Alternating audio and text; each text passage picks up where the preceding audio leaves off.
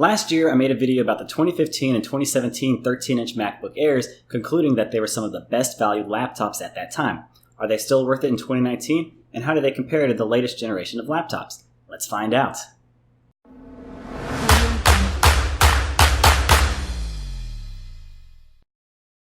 Let's start the video by discussing the configuration options. In 2018, I recommended everyone to get the base specs for the processor and storage, but to upgrade the RAM to 8GB. This still holds true today. I recommend you get the dual-core 1.6 GHz Core i5 5250U processor with turbo boosting up to 2.7 GHz for the 2015 version, or the equivalent Core i5 processor for the 2017 version.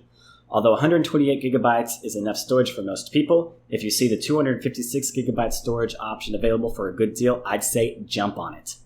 As far as RAM, as I said before, in my opinion, do not buy a computer today with anything less than 8 GB of RAM, and I still don't think that 16 GB of RAM is necessary in 2019. Currently, you can buy the 8GB 2017 version refurbished at apple.com with 256 GB of SSD storage for $929. I wouldn't recommend that if you are looking for a good deal though. The 2015 refurbished laptop with 8GB of RAM and 256 GB of storage is on sale at Amazon for only $675. On eBay, you can get an even better deal. The 2015 13-inch MacBook Air with 128 GB of storage and 8 GB of RAM is selling for as low as $230.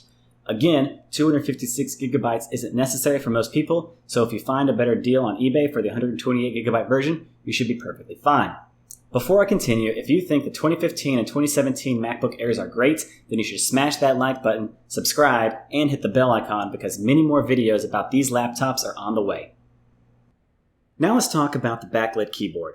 I've never typed on a better feeling keyboard, and this includes Apple's first, second, third, and fourth generation flawed butterfly keyboards. The 1.4 millimeters of key travel in this keyboard is much more ergonomic to me than the 0.7 to 0.8 millimeters of key travel used in this generation of MacBooks. Due to the larger key travel, I find that I don't have to press each key as hard. Because of this, the keyboard is quieter than the butterfly keyboards ever will be. Additionally, you won't have to worry about the longevity of these MacBook Air keys like you do on the latest MacBooks. I can't believe I have to say this, but a piece of dust will not break your 2015 or 2017 MacBook Air keyboard, and I'm very happy to hear rumors that Apple will soon be returning to these traditional type of keys. Regarding the glass trackpad, it is still better in 2019 than any Windows or Chrome OS computer ever. Some of the Windows laptops might come close with the Windows Precision drivers, but the sensitivity on the MacBook trackpads is still the best. It feels like Apple took the sensitivity from the iPhone touchscreen and implemented it into their trackpads. Rolling my finger along the trackpad consistently registers fine mouse movements, which doesn't happen on the competition's hardware.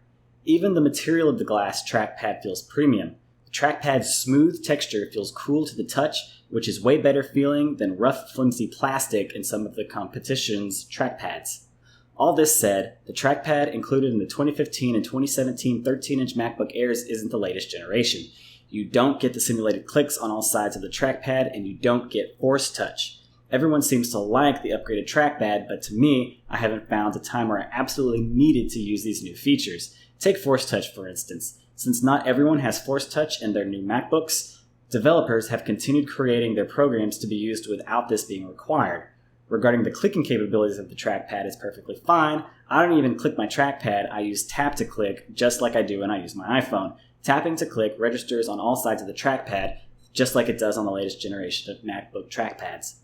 Finally, I like the size of the trackpad. It is large but not too large like in some of the latest generation of Apple trackpads. Therefore, my palms never rest on the trackpad while I'm trying to type on the keyboard, and I don't have to rely on some type of palm rejection to mostly filter out false movements and clicks.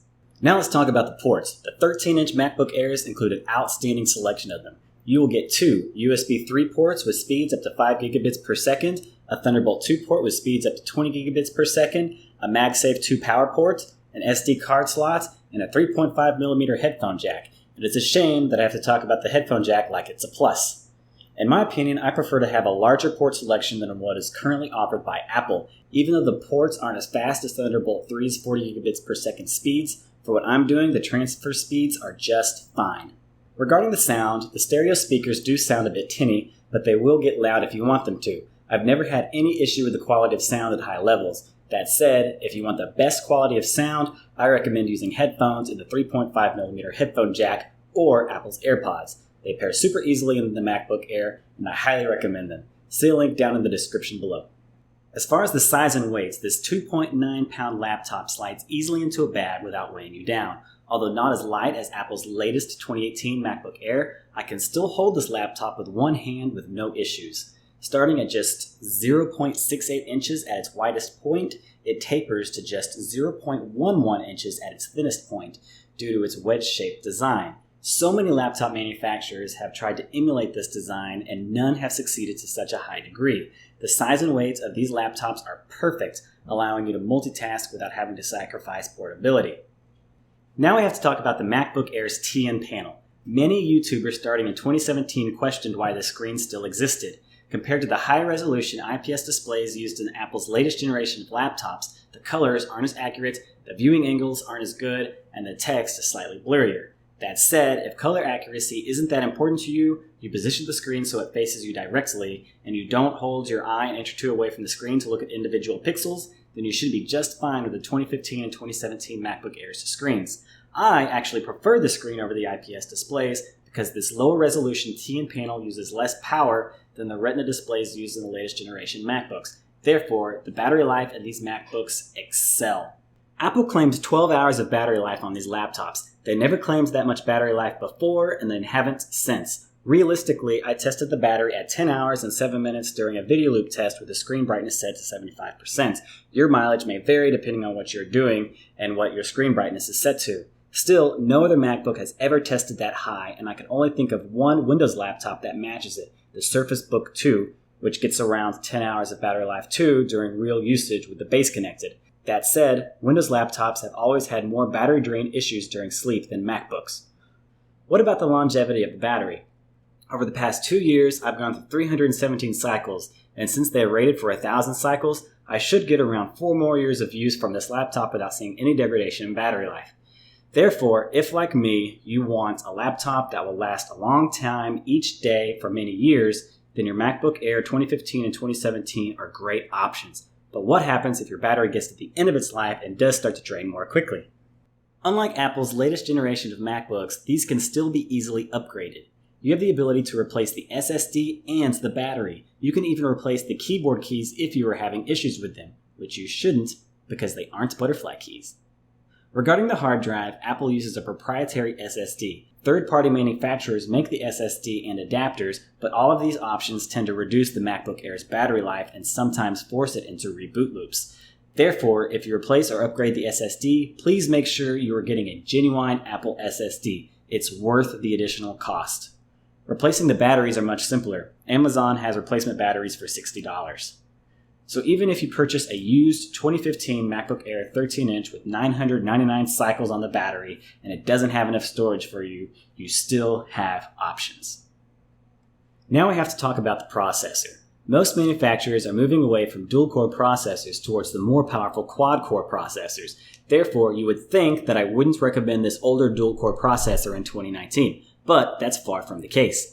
The dual-core Intel Core i5 processor included in these 2015 and 2017 MacBook Airs get approximately 3,300 single-core score and 6,100 multi-core score in Geekbench 4. The new MacBook Air 2018s barely beat these scores with approximately 4,100 single-core score and 7,700 multi-core score. That is because Apple decided to use a dual-core processor in their latest generation 2018 MacBook Air. That said, the quad-core 2018 13-inch MacBook Pro gets a single-core score of approximately 4,500 and a multi-core score of almost 17,000. So to sum up, although the 2015 and 2017 MacBook Airs don't have the latest quad-core processors like the 2018 13-inch MacBook Pros, they are still quite capable and comparable to the latest 2018 MacBook Air. It's perfect for web browsing, consuming media, writing reports, and more. Regarding gaming, the MacBook Air is not meant for it. That said though, let's run some benchmarks and do it anyways. The integrated Intel HD Graphics 6000 has an OpenCL score of 18,000. Although not great, the performance is still capable of playing games at low settings. The fans will kick in, but they aren't loud. All this said, I think cloud gaming is becoming more popular than ever. Google Stadia, GeForce Now, Steam in-home streaming, and more are great ways to game on this MacBook. The battery life and fan noise during gaming using these streaming services are also better when playing over the cloud. Click like and let me know in the comments below if you want to see me trying out these cloud-based gaming services on the MacBook Air. Let's finally talk about the difference between the 2015 and 2017 13-inch MacBook Airs. They are physically identical from a chassis standpoint. The 1.6 GHz to 1.8 GHz processor bump shows an approximate 10 to 13% better performance in Geekbench 4. As a result, the same processor is being used, but it's just at a slightly higher clock rate. This is not significant enough performance boost for me, so there is no need to upgrade. But if you can find a 2017 model for a good deal, go for it. So in conclusion, if you want the best valued MacBook at a great price, one that has a great keyboard and trackpad, one that has an excellent size and weight, one with a multitude of ports to choose from without using dongles, and one that is upgradable, then the 13-inch MacBook Air 2015 and 2017 are for you. Just remember, they lack Thunderbolt 3, they have an older generation TN panel, and they only have dual-core processors. Click like if you like this video, please subscribe and hit the bell icon if you want to see more, and check out dansbesttech.com for a full written review.